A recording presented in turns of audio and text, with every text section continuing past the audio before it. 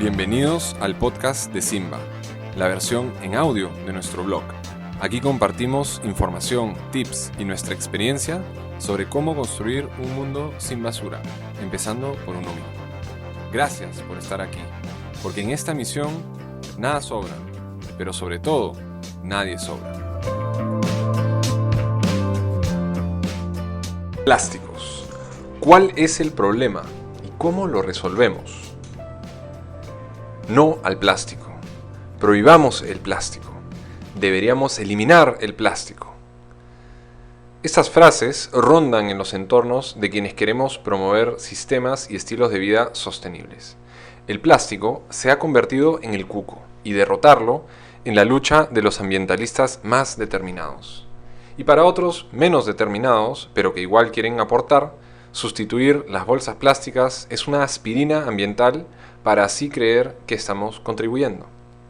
Al mismo tiempo, sentimos que por más que intentamos evitarlo, el plástico es cada vez más omnipresente en nuestros empaques, celulares, laptops, ropa en forma de poliéster, muebles, autos, juguetes, bebidas y cada vez más nuestros almuerzos, cubiertos, bandejas, vasos, especialmente cuando pedimos a domicilio. ¿Qué hacer ante este tsunami plástico que invade nuestras vidas? ¿Es realmente tan malo el plástico como dicen? ¿Cuál es realmente el problema y cómo podríamos resolverlo? En este artículo buscamos ir un poco más allá de la superficie para ensayar algunas respuestas a estas preguntas. Como suele ser con los problemas ambientales que requieren de una mirada sistémica en un mundo complejo, estas respuestas no siempre son sencillas, blanco y negro, bueno o malo. Antes de entrar en materia, es importante recalcar que en Simba no somos expertos en plásticos y que este artículo busca abrir la conversación más que atinar todas las respuestas. Si desean contribuir a la conversación, por favor, envíenos sus comentarios. Siempre estaremos contentos de seguir aprendiendo. ¿Cuál es el problema del plástico? El plástico es un material formidable en muchos sentidos. Es un material que puede ser rígido o flexible, teñirse de cualquier color, es ligero, barato, moldeable, resistente e impermeable. Además, es sumamente duradero, ya que no se biodegrada en condiciones normales. Esta característica tan importante también es una de sus mayores debilidades, pero ya llegaremos a eso. Para entender el problema del plástico es importante responder 3 preguntas. ¿De dónde viene y qué recursos son necesarios para su producción? ¿Cómo se usa actualmente? ¿Y qué pasa luego de que lo usamos? ¿De dónde viene y qué recursos son necesarios para su producción? El primer problema del plástico es que la mayoría se obtiene de recursos no renovables, específicamente petróleo y gas, cuya extracción representa un costo ambiental enorme. También existen plásticos producidos a partir de materia vegetal, llamados bioplásticos, pero aún representan una fracción muy pequeña de la producción total. El plástico se obtiene a través de un proceso de refinación del hidrocarburo, que pasa por un proceso de polimerización, es decir, un proceso de presión y temperatura, que causa una reacción química para formar cadenas de moléculas llamadas polímeros. Luego, estos polímeros se procesan para obtener las características deseadas y así conseguir una variedad enorme de tipos de plásticos. Si bien en la nomenclatura del reciclaje solemos identificar 7 tipos, donde el PET, tereftalato de polietileno, es el número 1, el PEAD, polietileno de alta densidad, el número 2, y así sucesivamente, en realidad cada uno de estos números representa más bien una familia de plásticos, no un solo tipo. Entonces, el primer problema es, el plástico viene primordialmente de un recurso no renovable, los hidrocarburos, con un alto costo ambiental para su extracción. Ahora, ¿qué tan contaminante es el proceso de producción de los productos plásticos en sí? Aquí la cosa no es tan evidente. Muchas de las bolsas plásticas hoy son reemplazadas por bolsas de papel. Un estudio del 2007, financiado por la industria plástica, debo decir, encontró que se necesita casi 4 veces más energía para fabricar una bolsa de papel que una bolsa de plástico. La fabricación de bolsas de papel utiliza 20 veces más agua que el plástico, y el papel requiere más energía para ser reciclado. Aquí un argumento a favor del papel sería que la materia prima del papel, celulosa, viene de una fuente renovable, plantas, y que, dependiendo del tipo de producción, podría tener incluso impactos ambientales positivos, por ejemplo, si viene de bosques reforestados. Otro argumento a favor del papel podría ser que, de ser desechado al ambiente, se biodegrada y no deja residuos. Como decíamos al inicio, es complejo. ¿Cómo se usa actualmente? El segundo problema del plástico es que, considerando todas las características maravillosas y la longevidad del material, hemos hecho de él un material en gran medida de un solo uso. Se estima que el 40% del plástico producido es destinado a artículos de un solo uso, como bolsas, cubiertos, platos, vasos, empaques, botellas.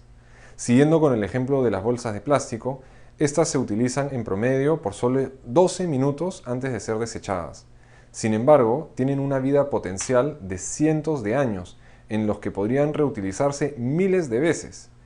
Si consideramos que globalmente se producen unas 380 millones de toneladas de plástico virgen cada año, esto significa que 150 millones de toneladas son producidas para un uso increíblemente corto. Volviendo a las bolsas, se usan 4 billones, eso es un 4 con 12 ceros, de ellas cada año, o en promedio 500 bolsas por cada habitante del planeta.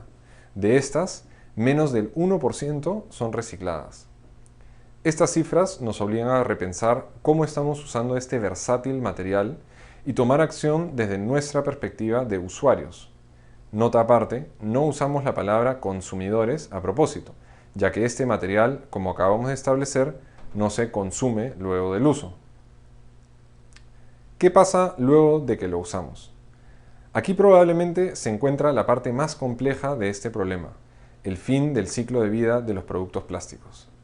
Siendo el plástico un material que, en teoría, podría ser reciclado muchas veces, se estima que globalmente solo entre el 14% de plástico se recicla globalmente. Esto significa que el 86% no se recicla. Y de esta fracción, el 38% ni siquiera llega a un sistema de gestión de residuos formal, como un relleno sanitario o un incinerador, sino que termina regado en el ambiente y contamina suelos, ríos y océanos. Nuevamente, poniendo esto en perspectiva, son 57 millones de toneladas de plásticos al año que terminan directamente en la naturaleza. En los ecosistemas, los plásticos empiezan un lento proceso de descomposición, pero primero se parten en partículas pequeñas llamadas microplásticos. Estas partículas se han esparcido de tal manera por todo el planeta que hoy se las ve en lugares remotos como la Antártida e incluso se han encontrado en la sangre de las personas. ¿Por qué, siendo el plástico un material tan interesante y duradero, se recicla tan poco? Existen varios motivos. Primero, que al ser un material ligero no representa un gran valor de reciclaje. El mundo del reciclaje se mueve por toneladas. Segundo, que al existir una enorme diversidad de tipos de plásticos, cada tipo requiere una tecnología distinta para su reaprovechamiento, creando un reto técnico grande para las industrias de reciclaje. Y tercero, que mucho del plástico se encuentra sucio con grasas y alimentos, lo cual, para limpiarlo, complejiza mucho los procesos a nivel técnico y, por ende, encarece los procesos de reciclaje. Todo esto genera que hoy para las empresas fabricantes de plásticos muchas veces sea más barato y más fácil seguir comprando plástico virgen, generando así un ciclo vicioso, ya que si no existe demanda de plástico reciclado, no mejoran los precios, y si no mejoran los precios, no se genera el incentivo para reciclar. En resumen, el problema del plástico es que viene de recursos no renovables con alto impacto ambiental en su producción, que lo usamos por demasiado poco tiempo considerando su potencial, y que la gran mayoría del plástico que desechamos no se recicla y por lo tanto termina en vertederos, incinerado o peor, directamente en el ambiente. Ahora, ¿cómo podríamos resolverlo? Resolver la problemática del plástico requerirá atender los 3 problemas que hemos identificado. Existen iniciativas como New Plastics Economy, una alianza global encabezada por la Fundación Ellen MacArthur, que está justamente trabajando por cambiar la realidad descrita, que ya están ensayando muchas de estas soluciones. Aquí planteamos 4 grandes líneas de soluciones que debemos activar en paralelo. Primero, rediseño de productos. Se deben acordar estándares de mercado para limitar los tipos de plástico que se usan en empaques y embalajes comunes para hacer más factible su reprocesamiento. además de eliminar tintes, pegamentos, etiquetas y otros aspectos que dificultan los procesos de reciclado. Esto se podría validar mediante un sistema de tipo los octógonos del reciclaje, para señalar al comprador si un empaque es o no es reciclable. Se debe analizar también profundamente el diseño de los empaques y los procesos de embalaje para eliminar el uso de materiales innecesarios. Las empresas de agua embotellada hace unos años rediseñaron las botellas y lograron reducir en 15 a 30% la cantidad de plástico usado. Además, ya basta de múltiples bolsas y de entregar todos los productos forrados en plástico. Segundo, materias primas sostenibles. Realizar una transición a la producción de plásticos biobasados, es decir, producidos a partir de materiales renovables como plantas, algas o bacterias, no nos referimos solo a plásticos compostables, sino también bioplásticos duraderos y reciclables que puedan replicar todos los atributos del plástico derivado de hidrocarburos. Empresas de consumo masivo deben incorporar el uso de plásticos reciclados y trazarse metas ambiciosas para eliminar en la mayor medida posible el uso de plástico virgen en sus empaques y embalajes. Tercero, nuevos modelos de uso. Urge eliminar el uso de plásticos descartables de un solo uso en la medida de lo posible, tanto como empresas como personas. Lleva tu bolsa, rechaza la cañita y los cubiertos descartables, lleva tu tupper cuando pides para llevar. Aquí hay mucho que podemos hacer en el día a día. Implementar sistemas de reutilización con productos duraderos como botellas retornables. Están surgiendo modelos interesantes en torno a esta propuesta como Algramo en Chile o Loop en los Estados Unidos. Cuarto, fin del ciclo de vida. Asegurar que todos los plásticos lleguen al mercado sean 100% reutilizables, reciclables o compostables en ese orden de prioridad.